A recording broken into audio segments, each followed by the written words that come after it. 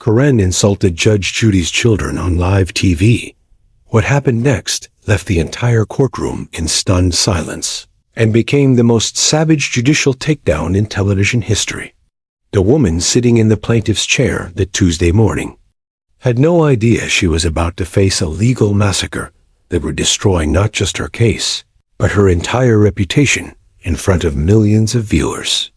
Her name was Karen Mitchell, and she walked into that courtroom with a kind of arrogant confidence that only comes from a lifetime of getting away with outrageous behavior. Designer handbag clutch, tightly perfectly styled, blonde hair, and a smirk that suggested she already knew she was going to win. Before we dive into this incredible case, tell me in the comments where you're watching from. I love seeing where my viewers are around the world. And don't forget to hit that subscribe button so you never miss more unbelievable cases like this one. Now, sit back, relax, and enjoy the video. The courtroom buzzed with its usual energy. Cameras positioned at every angle to capture what everyone assumed would be another routine small claims dispute. The gallery was packed with spectators, some there for the show, others waiting their turn before America's most famous judge. But there was something different in the air that day, a tension that seemed to crackle like electricity before a storm. Judge Judy Sheen sat behind her bench, her silver hair immaculate, her dark robes commanding instant respect, and her eyes sharp as a hawk's as they surveyed the scene before her. She presided over thousands of cases, dealt with every type of scammer, liar, and entitled plaintiff imaginable. But even she couldn't have predicted what was about to unfold. Karen's case seemed straightforward on paper, a landlord-tenant dispute involving damages to a rental property.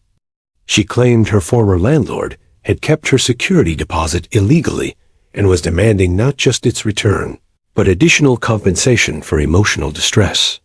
She'd arrived early, spent 20 minutes in the hallway loudly telling anyone who'd listen how she was going to expose the landlord's illegal practices, how Judge Judy would see right through his lies, and how she'd probably end up with more money than she'd even asked for. The confidence radiating from her was the kind that comes from never truly facing consequences. The entitled assurance of someone who'd spent years manipulating situations to her advantage. But Judge Judy had already spotted something Karen didn't know she'd seen. Hidden in the case file was a piece of evidence so damning, so perfectly crafted to expose Karen's true nature, that it would turn this routine hearing into television gold. The judge's fingers drummed silently on her desk as she reviewed the documents one final time, her expression giving away nothing of the storm that was brewing. Years of experience had taught her to let entitled plaintiffs dig their own graves, to give them just enough rope before pulling it tight. The moment arrived when Judge Judy called.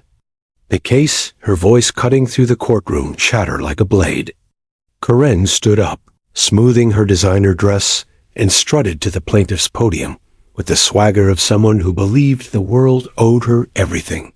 She began her opening statement with practiced precision, painting herself as the victim of a cruel landlord who'd taken advantage of a single mother trying to make ends meet.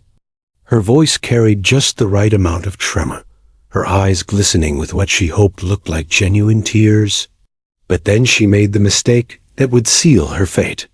As Judge Judy began asking pointed questions about the timeline of events, Karen's mask began to slip.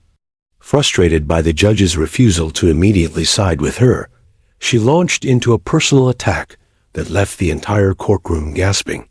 "Your Honor," she said, her voice dripping with venom.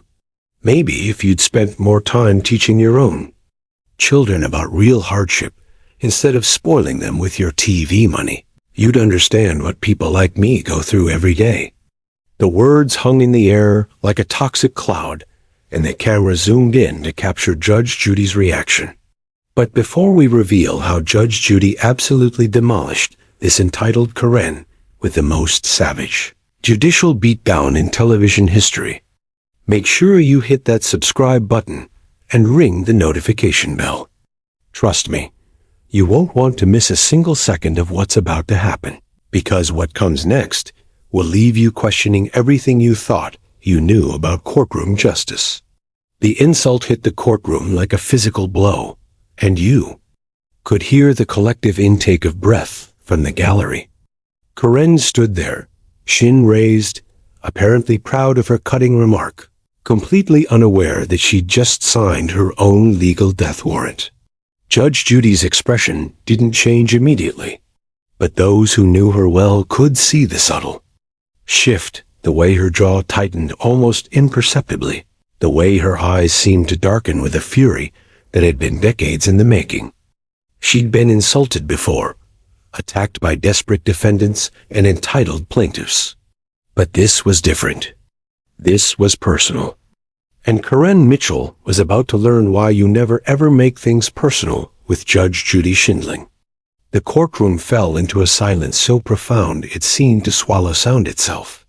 Karen Mitchell stood at the plaintiff's podium, her chin still raised in defiant satisfaction, completely oblivious to the fact that she'd just awakened a sleeping giant.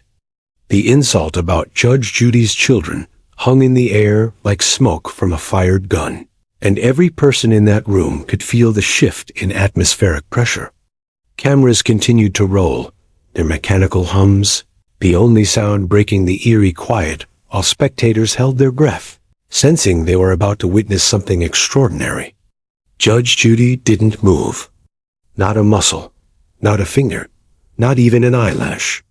Her hands remained perfectly still on the bench before her, fingers interlaced with the precision of someone who'd learned long ago that the most powerful weapon in any courtroom wasn't volume or theatrics. It was control. Her dark eyes remained fixed on Karen, not with anger, but with something far more dangerous. The steady gaze of a predator studying prey that had just revealed its weakness. The silence stretched on each second, feeling like an eternity, and Karen's initial smugness began to waver as she realized her attack hadn't provoked the explosive reaction she'd expected. Behind that composed exterior, Judge Judy's mind was working like a supercomputer, processing not just Karen's words, but the cascade of implications they revealed.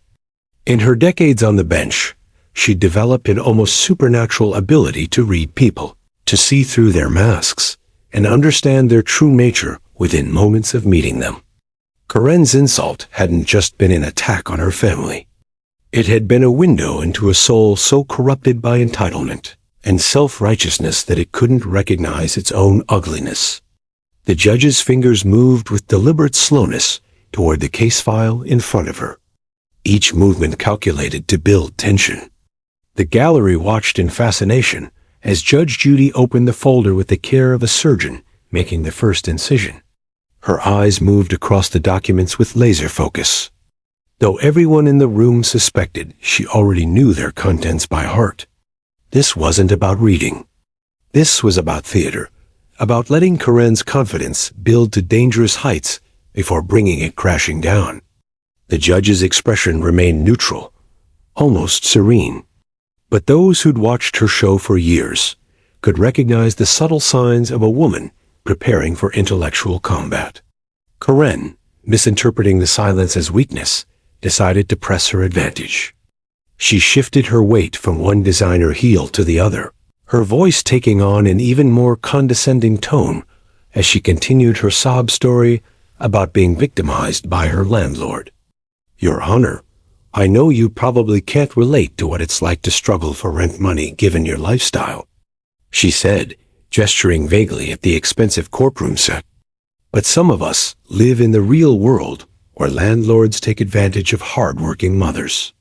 Each word was a nail in her own coffin, though she remained blissfully unaware of the grave she was digging. The cameras captured every nuance of the moment, from Karen's increasingly animated gestures to Judge Judy's statue-like stillness. Producers in the control room were probably holding their breath, recognizing they were witnessing television gold being forged in real time. The audience members in the gallery exchanged meaningful glances, some covering their mouths in anticipation, others leaning forward in their seats, as if afraid they might miss the explosion they all sensed was coming. Judge Judy's fingers finally found what they were looking for in the case file, a document that would prove to be Karen's undoing. She didn't pull it out immediately, instead letting it rest under her fingertips like a loaded weapon, waiting for the perfect moment to be fired. Her breathing remained steady, controlled, the kind of calm that comes from absolute confidence in one's position. Years of dealing with liars, scammers, and entitled individuals had taught her that patience was often more devastating than immediate retaliation. The defendant, Karen's former landlord, stood at his podium looking increasingly uncomfortable. He'd probably expected a standard case about property damage and security deposits, not this personal battlefield that his rental property had somehow spawned. His eyes darted between Karen and Judge Judy, clearly sensing the undercurrents of tension, but unsure how to navigate them. The poor man had no idea he was about to become a witness to one of the most devastating courtroom takedowns in television history. Karen's voice grew louder, more insistent, as she misread Judge Judy's silence as uncertainty rather than preparation. She was like a boxer throwing wild punches at an opponent who was simply waiting for the perfect moment to counter. Every word she spoke, every gesture she made, every assumption she revealed about the judge's character and family was being catalogued and prepared for use against her. The storm was building, pressure mounting behind Judge Judy's composed facade, and Karen Mitchell remained completely oblivious to the judicial hurricane that was about to destroy everything she thought she knew about winning. Judge Judy's fingers finally moved with purpose, sliding a document from the case file with the precision of a master chess player, making the move that would checkmate her opponent. The paper was crisp official, bearing the letterhead of the county clerk's office, and as she lifted it into view, the camera zoomed in to capture what would become one of the most damning pieces of evidence ever presented on daytime television. Karen's eyes followed the movement, her confident expression flickering for just a moment as she tried to read the document from across the courtroom. "Miss Mitchell," Judge Judy said, her voice cutting through the silence like a scalpel. Calm and controlled, but carrying an undertone that made everyone in the room sit up straighter. "Before we continue with your touching story about being a victimized single mother, I think we should discuss your rather extensive history with the court system."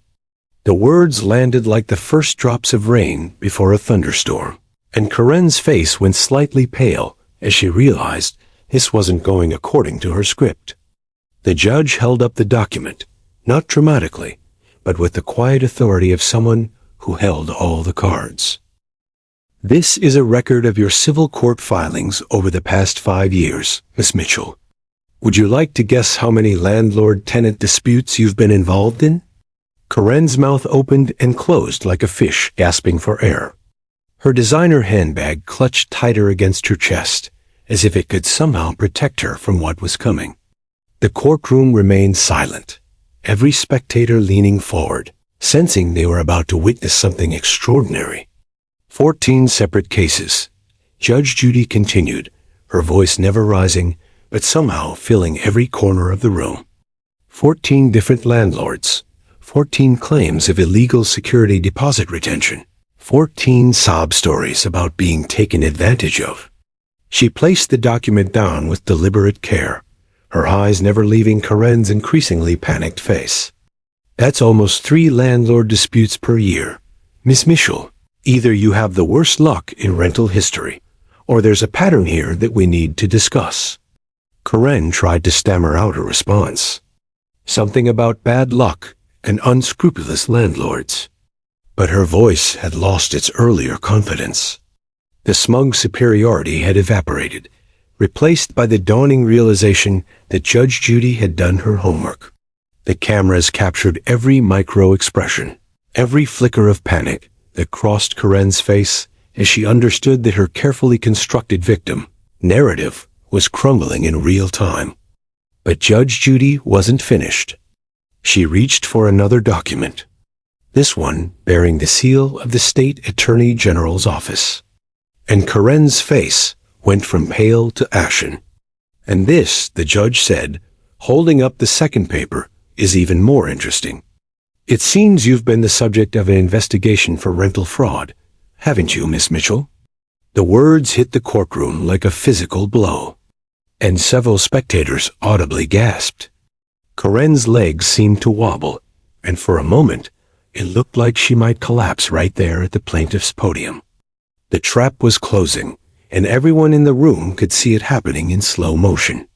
Judge Judy set the document down with the finality of a gavel strike, her dark eyes boring into Corinne with laser-like intensity. The moment had come to address the elephant in the room, the personal insult that had crossed every line of courtroom decorum. When the judge spoke again, her voice carried a different quality, still controlled, but with an edge that could cut glass. Now, Miss Mitchell, let's talk about what you said regarding my children. Corinne's face flushed red as she realized her attack was about to be thrown back at her with devastating force. She tried to backtrack, stammering something about not meaning any disrespect, but Judge Judy raised a single finger, and the words died in Corinne's throat. The courtroom held its collective breath as the judge reached for yet another folder. This one personal, leather-bound, and clearly not part of the official case file. You suggested that my children were spoiled by television money and don't understand real hardship, Judge Judy said, her voice steady as granite. Let me tell you about my children, Ms. Mitchell. My son, Adam, is a district attorney who prosecutes people exactly like you. My daughter, Nicole, is a family court judge who protects children from parents who put their own interests ahead of their kids' welfare. Each word landed like a hammer blow, and Corinne visibly flinched with every revelation. But Judge Judy wasn't done dismantling Corinne's character assassination. She pulled out a photograph, holding it just high enough for the cameras to catch a glimpse. And this, she said, her voice carrying a note of steel, is a photo from my son Jonathan's medical school graduation. He now runs a free clinic in the Bronx, treating patients who can't afford health care. The contrast was devastating. Judge Judy's accomplished children dedicating their lives to public service, while Corinne stood there as a serial scammer. The judge's eyes narrowed as she delivered the killing blow to Corinne's credibility.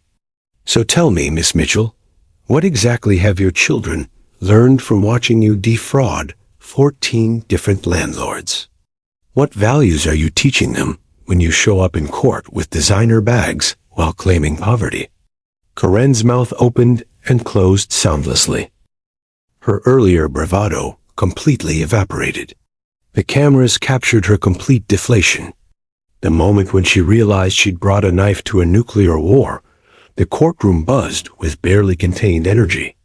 Spectators exchanging wide-eyed glances as they witnessed the systematic destruction of Corinne's entire persona.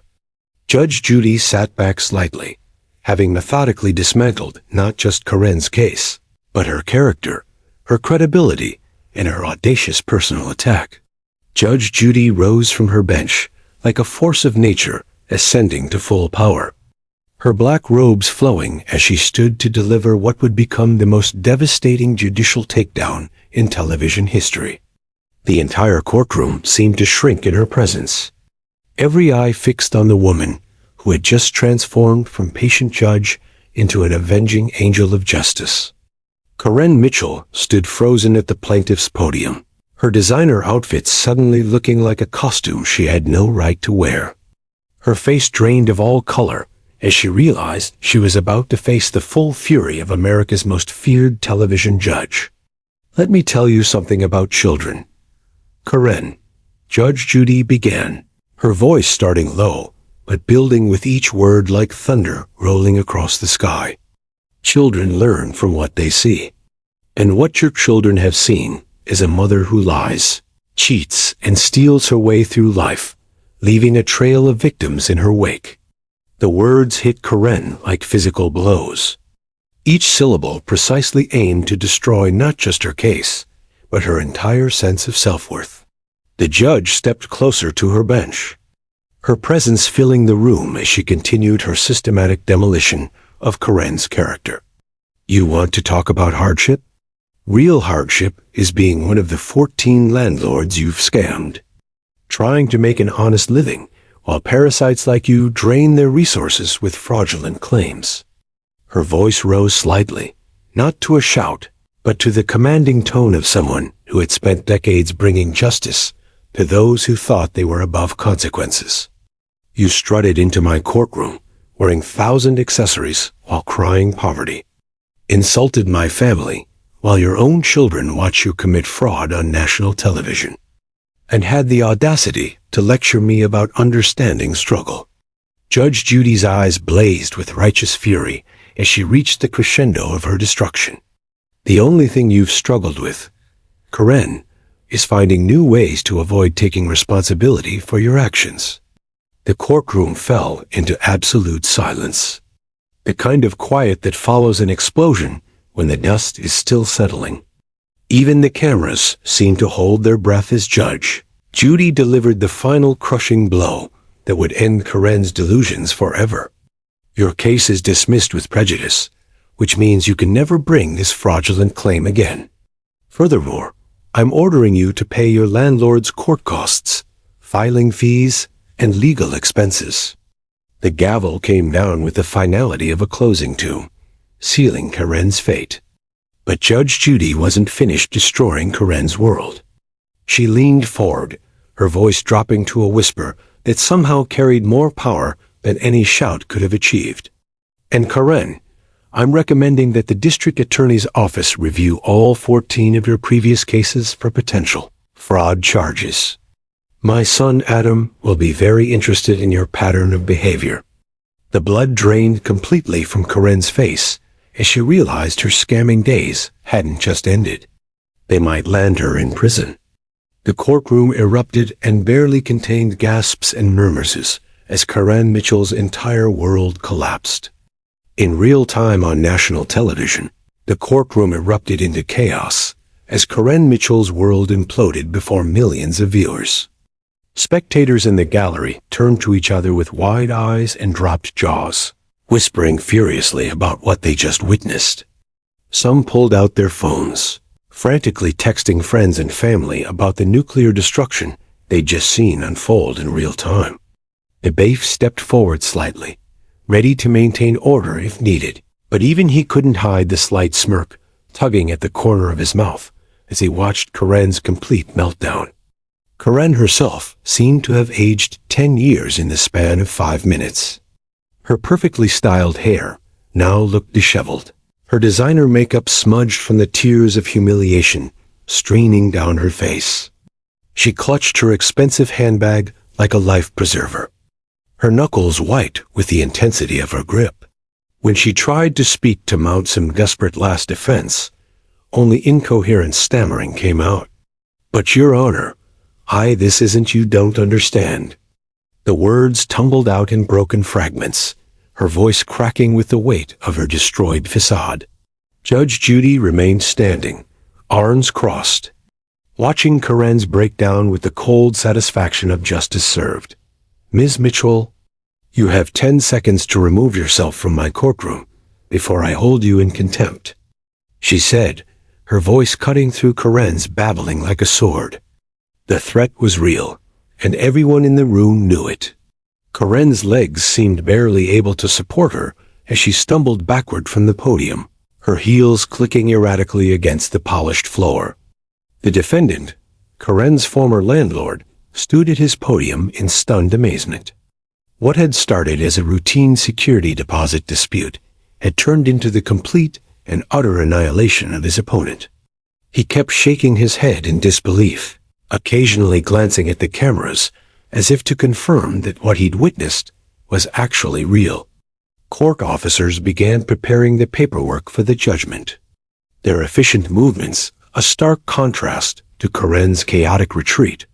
As Karen reached the courtroom doors, she turned back one final time, perhaps hoping for some last-minute reprieve or miracle that would restore her shattered dignity. Instead, she met Judge Judy's unwavering stare, those dark eyes that had seen through her scam from the very beginning. Without another word, Karen pushed through the doors and disappeared into the hallway, leaving behind only the echo of her defeat.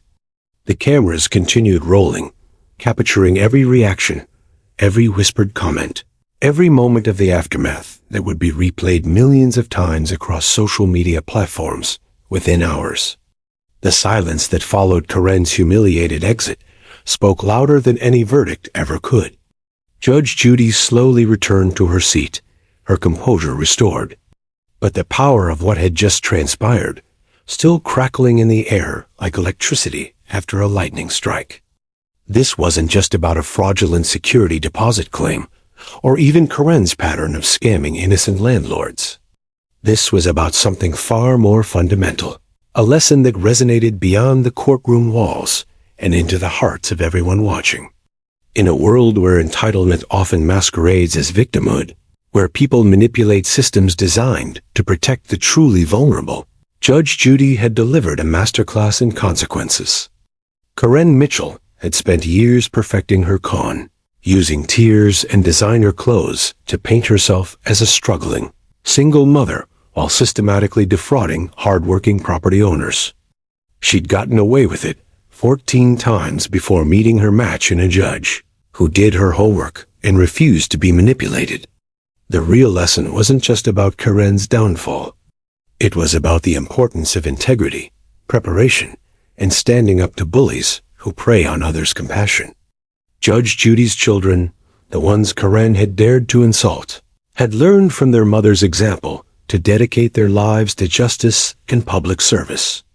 Meanwhile, Karen's own children had watched their mother's house of lies crumble on national television. What did you think of Judge Judy's epic destruction of this entitled scammer? Drop your thoughts in the comments below. And if you want to see more courtroom justice served, subscribe and hit that notification bell. We've got plenty more Karen encounters where justice prevails over entitlement.